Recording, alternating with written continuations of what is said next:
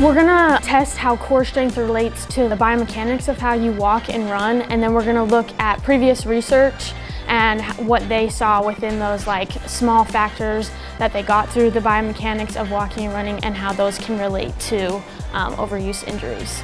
To keep it in simple terms, we're basically testing core strength, and we're looking at how someone walks and runs, and we're seeing how those correlate with lower body overuse injuries.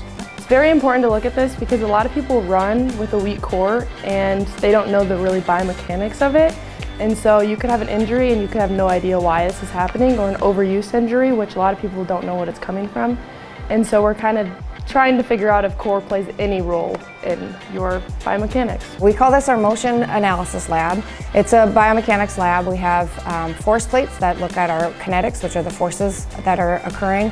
We have motion tracking, so we have 8 infrared cameras that look at reflectors that we put on different bony landmarks, and that gives us information about the movements of the bones, but then that can give us information about the joints and torques and all that. So we call those kinematics.